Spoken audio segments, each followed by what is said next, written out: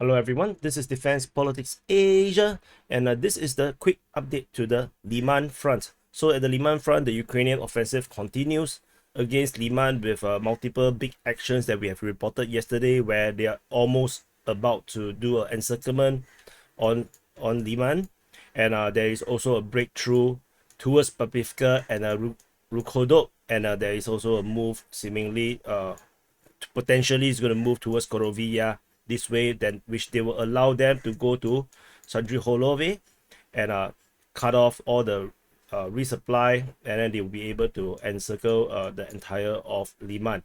So the latest update that we have is that on the Lyman area, the fighting continues at Lyman. Most likely is the same points of contact across all these points, where the Ukrainians are attacking, from the northern part where they had a breakthrough here in the northwest, and then there's an attack from the Lozove, an attack southward upwards towards Lyman, and there's probably also fighting over here at Dibrova. And there is in the latest information, there is reported fighting over at Yampil. So there's a move towards Yampil. The forces fighting at Yampil is most likely crossed at Zakine, which was they built a pontoon crossing and they are able to penetrate here. The target originally for Yakine was that they were to capture Yampil, and then they were actually to move northeastward towards Crimea. And this is the target because taking Crimea will actually cut off reinforcement or resupply towards Lyman, or they'll cut off a resupply towards Lysychansk and communications to Severodonetsk. So because this is a major resupply port and resupply hub, the Russians need this road to resupply to Lyman, because the northern road is no longer usable because the Ukrainians have captured this entire road here, or at least put it under fire control. So the Russians will have to go through here to resupply to Lyman or send reinforcement to Lyman. Let me erase all this. So meanwhile, fighting continues over at Droshebe, where the Ukrainian forces continue to hold positions against these forces, the Russian forces is holding up here at Droshebe. And remember previously we mentioned that Ukrainian forces have resupplied through this there's this pontoon crossing over at Bohorodachny and to Sevatohurst, and then towards to Yarova.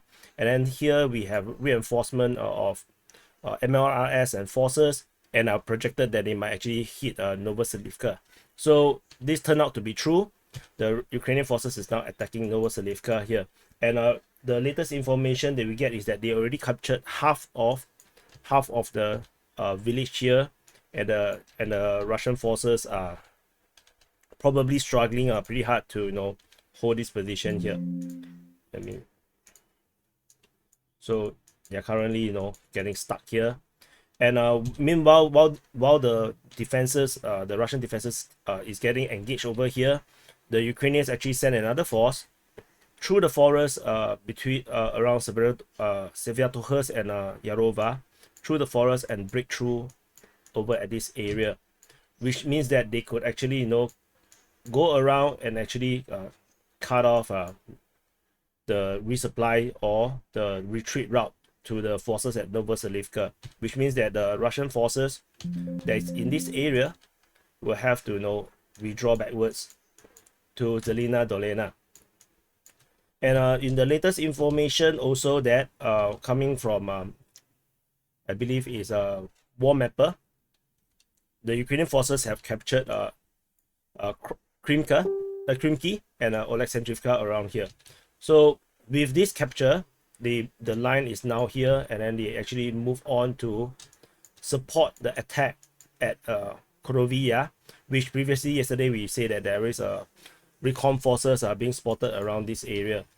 And so indeed, as I predicted, the Ukrainian forces sent a force down this way, and they are now engaging the Russian forces over here. So the Russian forces is currently fighting in the area of Korovii Iar and are trying to hold back against the Ukrainian offensive around here. And there is also confirmation of the capture of Yakukivka, although this is pretty not so important because we already established that Lozove and Rubici has been captured. So the push from Lozove towards Karpivka, sorry, wrong color, towards Karpivka or Rubici towards Karpivka has been stopped because the the Russian forces over here managed to hold them back, and the Ukrainian forces are still trying to, still trying to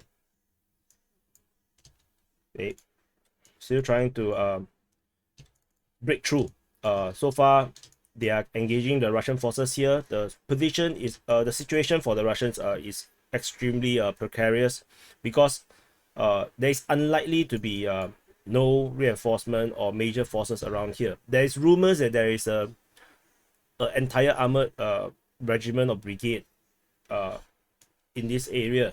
However, it is pretty unlikely because should they already be there, they probably already come on forward to reinforce already. The fact that they didn't makes no sense. So I don't believe in that theory that the Russians still have a major armor regiment of sort waiting to pounce on the Ukrainian in the open kind of theory. I think that is just some fantasy talk. So the situation now is looking really bad for the Russian side, but really good for the Ukrainian side. So the Ukrainian forces is planning to, in case you didn't watch yesterday one, is to take the town of Shandriholove, and then they can, if they can capture Drobishevy, they can actually take Stavki, and then this way, and then they can cut off the entire resupply route that the Russians needs to go through from Crimea. And should this force come here, the forces over at Yampil, for the Russian forces, will have no choice but to actually go backwards, either to this Dibrova, or they will actually go to Zarishne to hold a new line. And this will then be crazy for the Ukrainians because they will then have an open route towards Crimea this way. Previously, there is reported fighting at Crimea around a few days ago. Not sure, nothing came out of it. The entire information just died out, which I believe that there was because crossing around here where the Ukrainians able to go up to fight at Crimea. This information did not continue, so it's kind of weird how this information did not continue, or the Ukrainian forces do not continue to attack at Crimea. So, but that also, if that attack is actually true, then the Russians would be forced to hold a line here, because they would be paranoid about losing Crimea, because losing Crimea means losing the entire Lyman Front. So that's how it's looking like now. So anyway, this is the quick update from the Lyman Front, and the information is actually all on the map here. As you can see, fighting at Yampil, and then fighting at Lyman. The information is not so specific about the Lyman. They just say fighting in the Ukrainians are still attempting to fight at Lyman. Fighting continues at Drobishevy. Russians are using heavy artillery to fight back. And then there is a breakthrough through at the forested area at Yarova, where they bypass the position of Russian troops through the forest. The village is divided in half, turned to ruins as Novoselivka. Capture of Krymky and Oleksandrivka reported by War Mapper on Twitter. Fighting ongoing around Korovii Iar. Capturing of Yakukivka, reported by pro-Ukrainian source Deep State UA. Fighting between Lozove and Karpivka, as they say that the Ukrainians tried to break through in the front of the area of Recon and Karpivka.